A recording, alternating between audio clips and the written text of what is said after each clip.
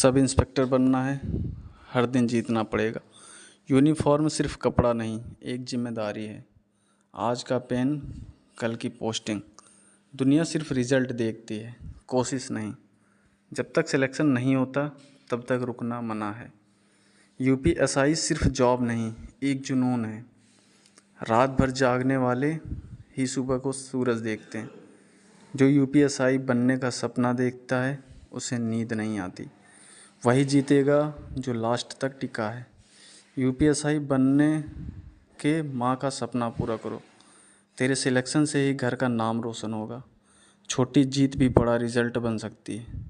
जब लोग बोलें नहीं होगा तब और ज़्यादा पढ़, तेरा जवाब सिलेक्शन होगा। दोस्तों, यूपीएसआई की भर्ती कभी भी आ सकती है, तो आपको लगातार मेहनत करनी पड़ेगी। आपको डेली पढ़ना पड़ेगा बिना बहाना बनाए, तभी आपका सिलेक्शन हो सकता है। यूपीएसआई सिर्फ एक जॉब नहीं, एक इमोशन है। भगवान का नाम लेके चलिए आज हम शुरू करते हैं कि आज का टारगेट आपका क्या है। आज हमारा टारगेट यूपीएसआई का डे 6। चलिए देखते हैं आज हमें क्या क्या पढ़ना है। सबसे पहले हम देखेंगे टेबल। मैथ में बात करें, और डे 6 है हमारा टारगेट यूपीएसआई का। मैथ में बात करेंगे, मैथ में आपको 27 और 28 की टेबल याद करनी। सिर्फ 2 टेबल याद करनी, 27 या 28। 27 और 28 दोनों की। चाहे तो आप एक याद कर सकते हैं, एक एक डेली याद करेंगे तब भी आपका पूरा याद हो जाएगा। 27 का आज याद कर लीजिए, कल 28 का। उसका देखिए स्क्वायर आपको 11 से 50 तक पूरा याद करने, क्यूब्स आपको याद करनी। फिर आज आप हम देखेंगे डेसिमल और फ्रैक्शन, ठीक, दशमलव और भिन्न।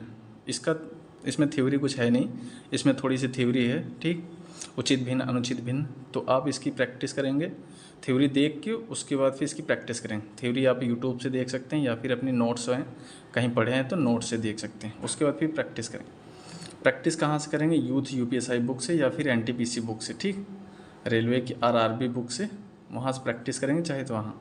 फिर आपको 20 मिनट कैलकुलेशन करनी है। कैलकुलेशन करने के लिए बहुत सारे ऐप्स आते हैं, वहाँ से आप कैलकुलेशन कर सकते हैं।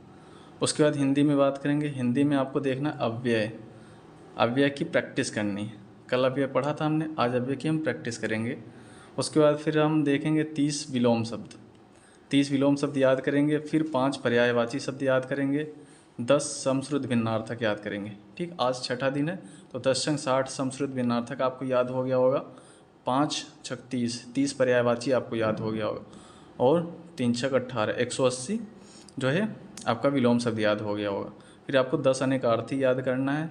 फिर 10 वाक्यांश के लिए एक शब्द, 10 मुहावरा।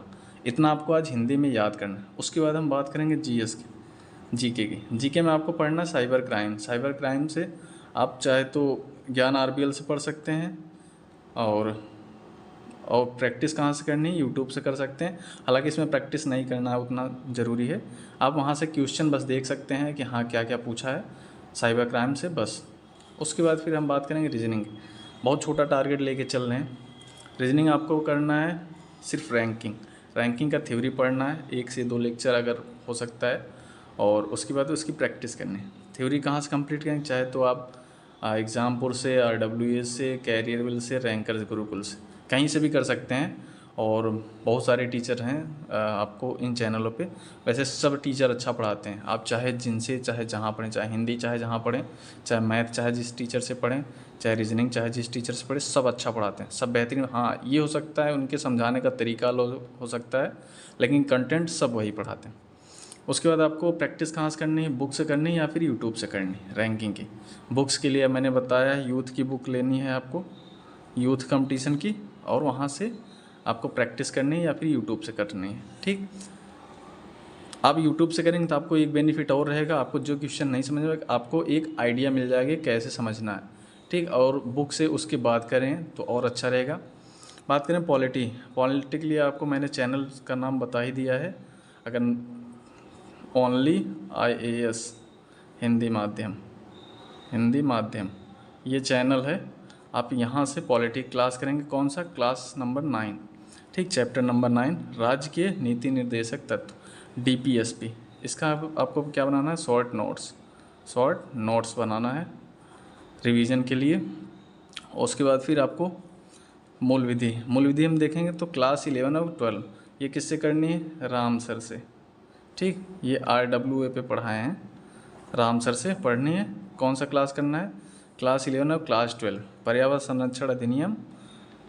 संरक्षण अधिनियम पार्ट 2। ठीक, आपको यहाँ से इसका क्लास करनी है और शॉर्ट नोट्स बनानी है। अगर आपके पास टाइम नहीं है कि हाँ हम क्लास नहीं कर पाएंगे, तो आप क्या कर सकते हैं, आप यूथ कंपटीशन टाइम्स की मूलविधि की बुक आती है, उसको ले सकते हैं, या फिर घटना चक्र की ले सकते हैं।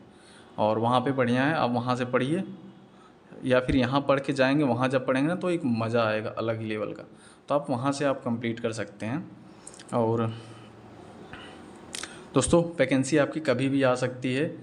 आपका 60 डेज़ आपको रेगुलर आपको करना है, टारगेट जो है दिया जाएगा, और आपको बिल्कुल भी आलस नहीं करना है। हाँ, ये हो सकता है भाई टारगेट ज़्यादा मिल सकता है, तो ज़्यादा वैसे है नहीं, बस ये छोटा छोटा टॉपिक है, ये आपको 1 से 1.5 घंटे में कंप्लीट हो जाएगा।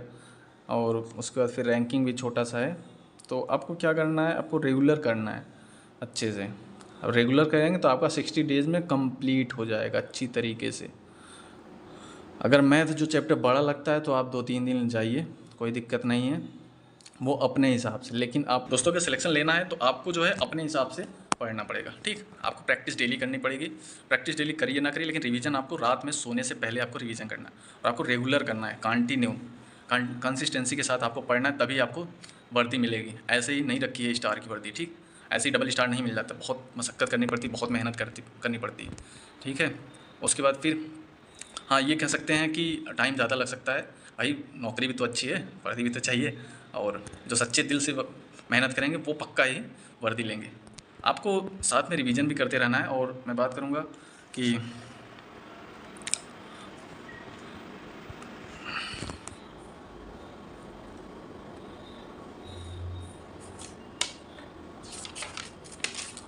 आपको डेली का डेली टारगेट कंप्लीट करना है, चाहे जो भी हो।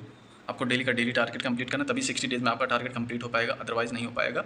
तो आप जो है रेगुलर बने रहिए। ठीक है दोस्तों, जय हिंद, बेस्ट ऑफ लक।